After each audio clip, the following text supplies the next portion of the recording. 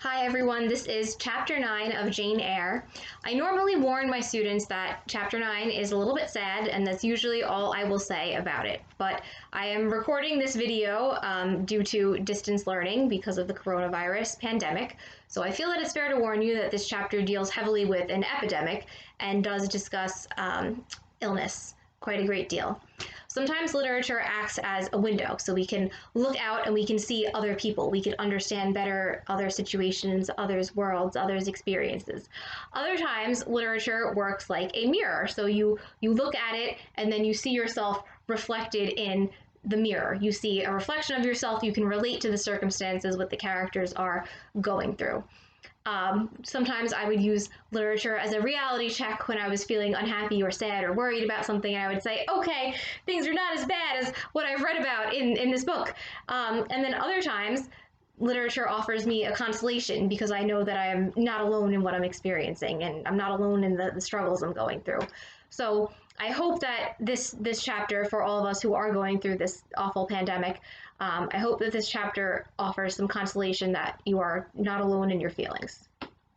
So, without further ado, Chapter 9 of Jane Eyre. But the privations, or rather the hardships, of Lowood lessened. Spring drew on, she was indeed already come, the frosts of winter had ceased. Its snows were melted, its cutting winds ameliorated.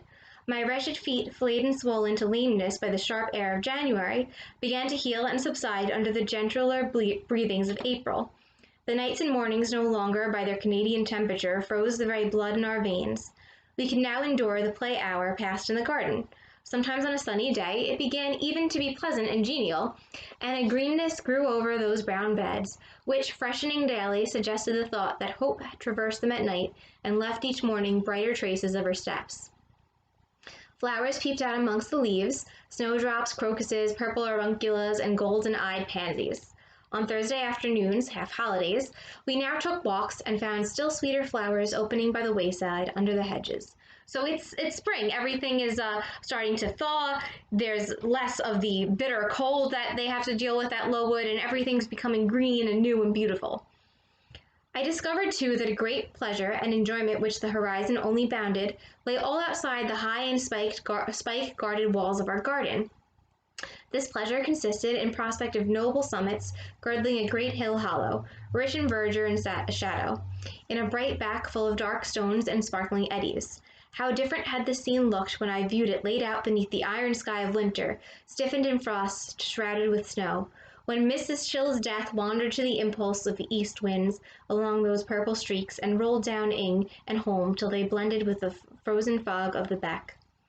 That beck itself was a torrent, turbid and curbless. It tore asunder the wood and sent a raving sound through the air, often thickened with wild rain or whirling sleet, and for the forest on its banks, that showed only ranks of skeletons. April advanced to May, a bright, serene May it was. Days of blue sky, placid sunshine, and soft western or southern gales filled up its duration.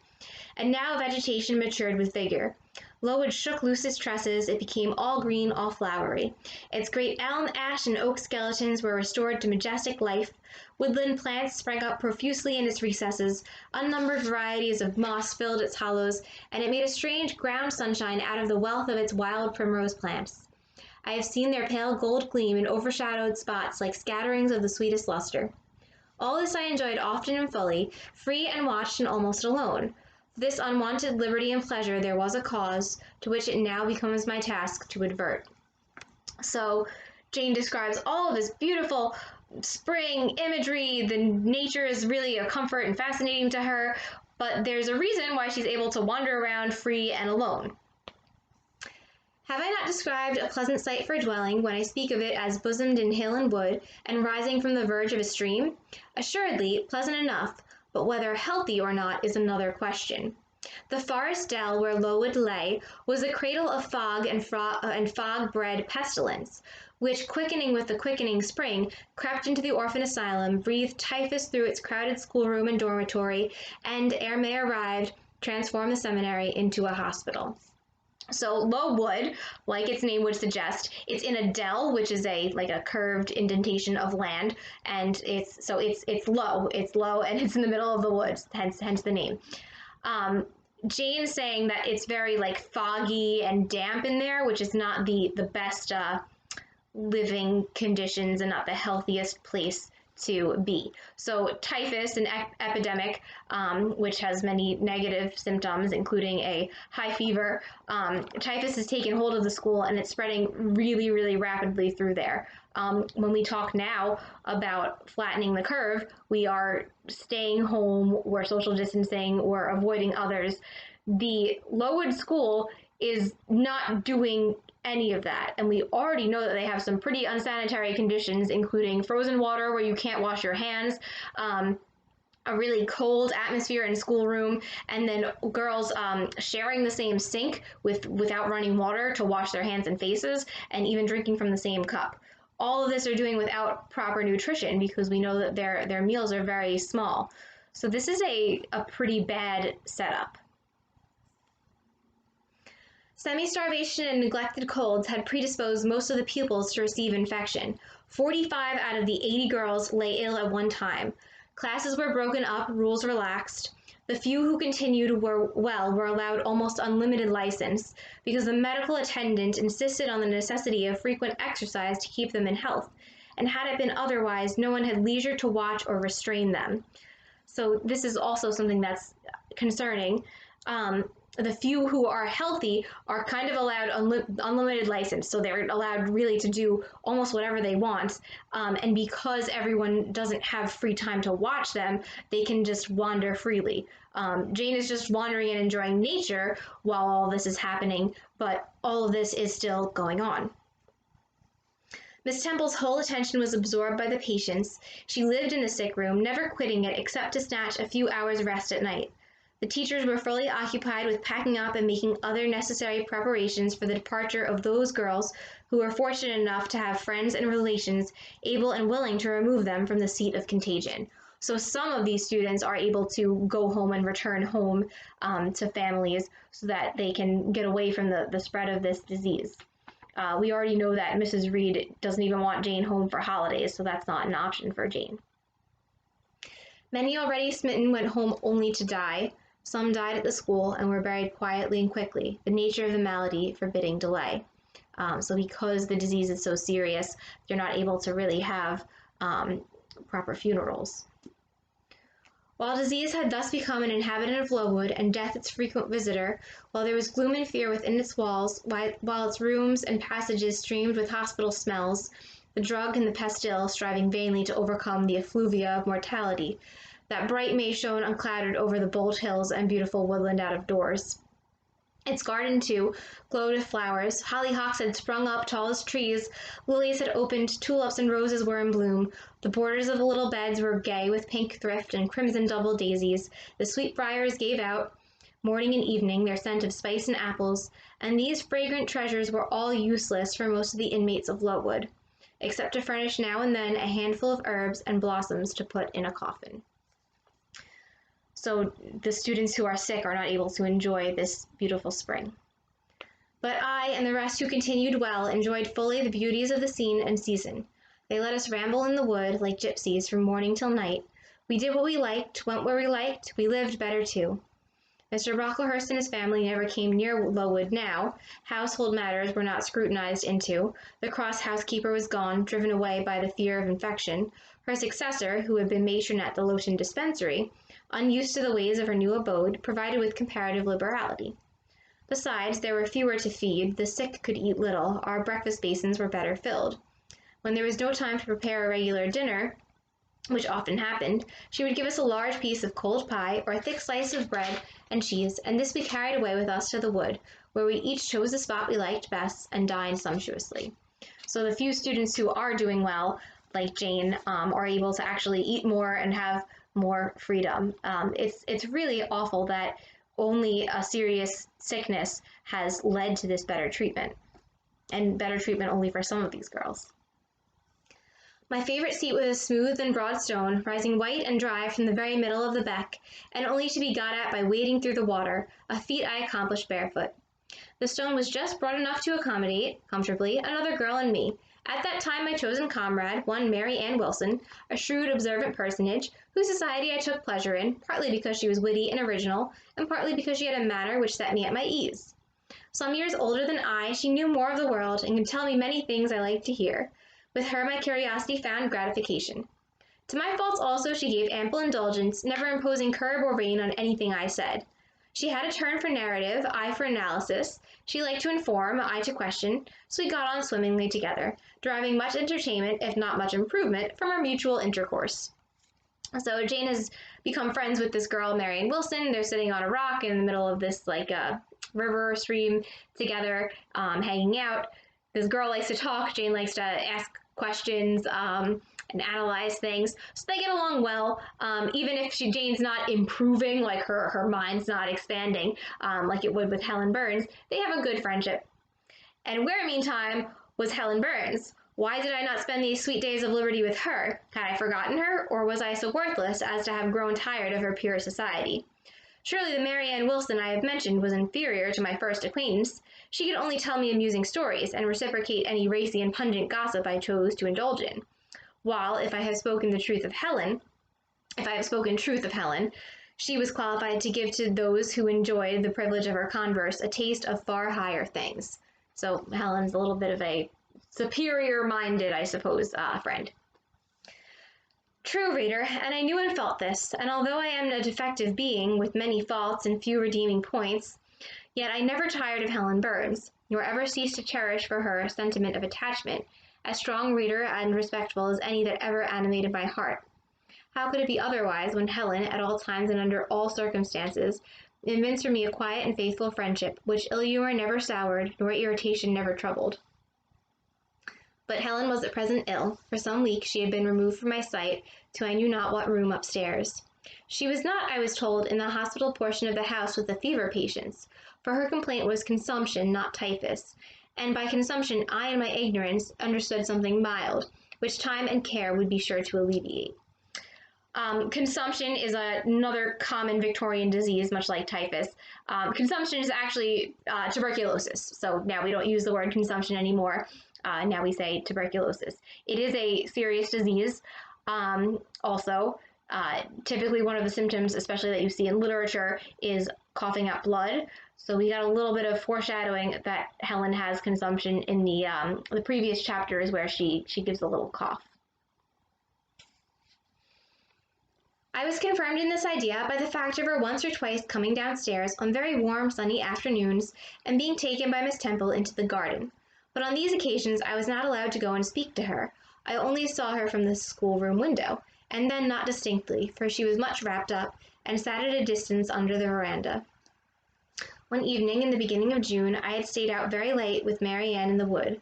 We had, as usual, separated ourselves from the others, and had wandered far, so far that we lost our way and had to ask it at a lonely cottage where a man and woman lived, who looked after a herd of half-wild swine that fed on the mast in the wood. When we got back, it was after moonrise. A pony, which we knew to be the surgeon's, was standing at the garden door. Mary Ann remarked that she supposed someone must be very ill, and as Mr. Bates had been sent for at that time of the evening. She went into the house. I stayed behind a few minutes to plant in my garden a handful of roots I had dug up in the forest, and which I feared would wither if I left them till the morning. This done, I lingered yet a while longer. The flowers smelt so sweet as the dew fell. It was such a pleasant evening, so serene, so warm. The still glowing west promised so fairly another fine day on the morrow. The moon rose with such majesty in the grave east. I was noticing these things and enjoying them as a child might, when it entered my mind as it never had done before. How sad to be lying now in a sick bed and to be in danger of dying. This world is pleasant, it would be dreary to be called from it, and to have to go who knows where. And then my mind made its first earnest effort to comprehend what had been infused into it concerning heaven and hell.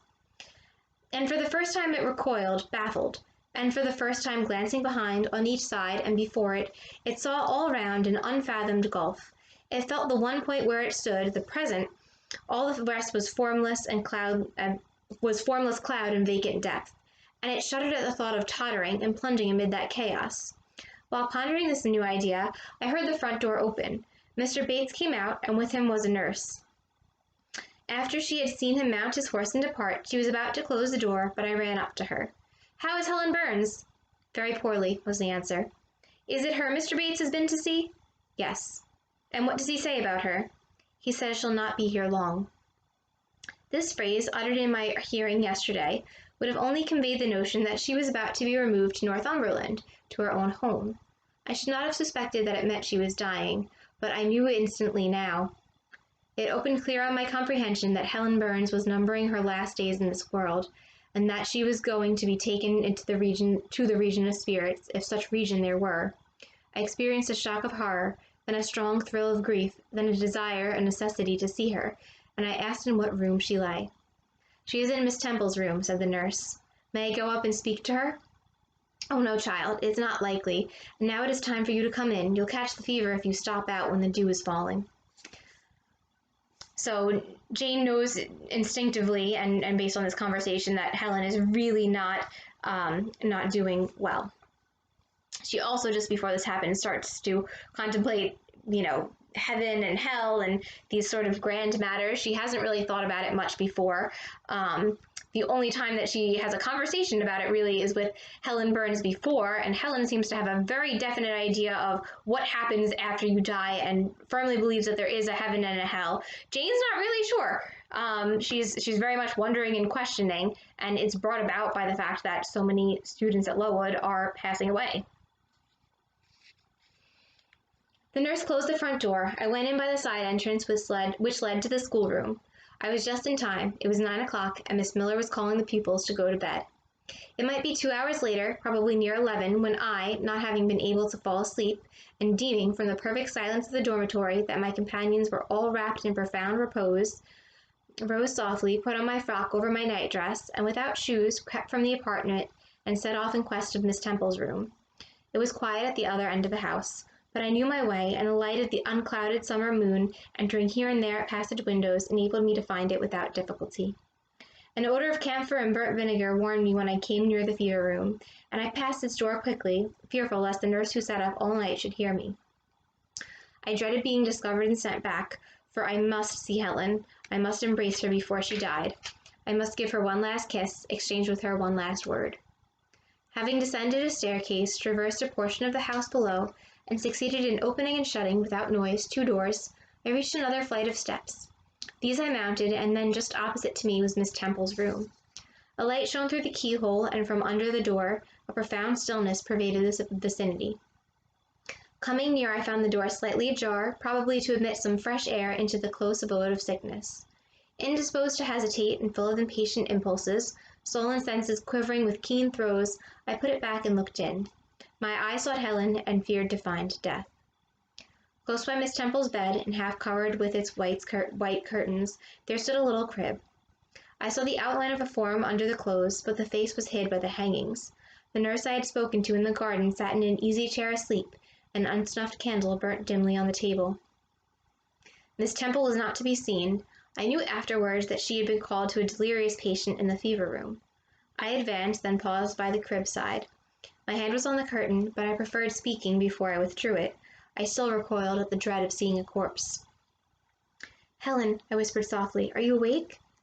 She stirred herself, put back the curtain, and I saw her face, pale, wasted, but quite composed. She looked so little changed that my fear was instantly dissipated. "Can it be you, Jane?" she asked, in her own gentle voice. "Oh," I thought, "she is not going to die. They are mistaken. She could not speak and look so calmly if she were." I got on to her crib and kissed her.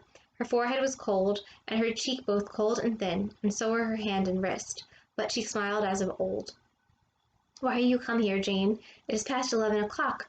I heard it strike some minutes since." "I came to see you, Helen. I heard you were very ill, and I could not sleep till I had spoken to you." "You came to bid me good-bye, then. You are just in time, probably. Are you going somewhere, Helen? Are you going home?" "Yes, to my long home, my last home." "No, no, Helen," I stopped, distressed. While I tried to devour my tears, a fit of coughing seized Helen. It did not, however, wake the nurse. When it was over, she lay some minutes exhausted. Then she whispered, "Jane, your little feet are bare. Lie down and cover yourself with my quilt." I did so. She put her arm over me, and I nestled close to her. After a long silence, she resumed, still whispering, "I am very happy, Jane. When you hear that I am dead, you must be sure and not grieve. There is nothing to grieve about. We must all die one day, and the illness which is removing me is not painful. It is gentle and gradual. My mind is at rest. I leave no one to regret me much. I have only a father, and he is lately married and will not miss me. By dying young, I shall escape great sufferings. I had not qualities or talents to make my way very well in the world. I should have been continually at fault. But where are you going to, Helen? Can you see? Do you know? I believe, I have faith, I am going to God. Where is God? What is God? My Maker and yours, who will never destroy what he created. I rely implicitly on his power and confide wholly in his goodness. I count the hours till that eventful one arrives, which shall restore me to him and reveal him to me. You are sure then, Helen, that there is such a place as heaven and that our souls can get to it when we die? I am sure there is a future state. I believe God is good. I can resign my immortal part to him without any misgiving. God is my Father. God is my friend. I love him. I believe he loves me. And shall I see you again, Helen, when I die? You will come to the same region of happiness, be received by the same mighty universal parent, no doubt, dear Jane. Again I questioned, but this time only in thought. Where is that region? Does it exist? And I clasped my arm closer round Helen. She seemed dearer to me than ever. I felt as if I could not let her go. I lay with my face hidden on her neck. Presently she said, in the sweetest tone, "How comfortable I am. That last fit of coughing has tired me a little. I feel as if I could sleep, but don't leave me, Jane. I like to have you near me." "I'll stay with you, dear Helen. No one shall take me away." "Are you warm, darling?" "Yes." "Good night, Jane. Good night, Helen." She kissed me and I her, and we both soon slumbered. When I awoke it was day. An unusual movement roused me. I looked up. I was in somebody's arms. The nurse held me. She was carrying me through the passage back to the dormitory. I was not reprimanded for leaving my bed. People had something else to think about. No explanation was afforded then to my many questions. But a day or two afterwards I learned that Miss Temple, on returning to her own room at dawn, had found me laid in a little crib, my face against Helen Burns' shoulder, her arms around my neck. I was asleep, and Helen was dead. Her grave is in Brocklebridge churchyard. For 15 years after her death it was only covered by a grassy mound, but now a grey marble tablet marks the spot, inscribed with her name and the word Resurgam. Resurgam is Latin for "I will rise again." Oh, so Helen passes away. She's remarkably composed and has come to terms with things. I think for Helen, her faith does really help her there. She believes that she is going to a better place, a place of rest and peace. Jane is not so sure about that. Jane really doesn't know what is in the afterworld or in life beyond death, if there is, and she's really questioning everything. But Helen serves an example to her, and I think she thinks a lot about what Helen has to say about an afterlife and heaven and what Helen believes in. It's also notable that one of the features of tuberculosis and consumption is that you have often a high fever if someone gets it. Helen's last name is Helen Burns, which is definitely intentional and meant to suggest that she does pass away from a high fever. Another aspect of that is that fire is often associated with intense emotion or passionate emotion, and Helen feels very passionately about what she believes in and the way that she lives her life, and I think we see that reflected in her last name, Burns, as well. So that is chapter 9.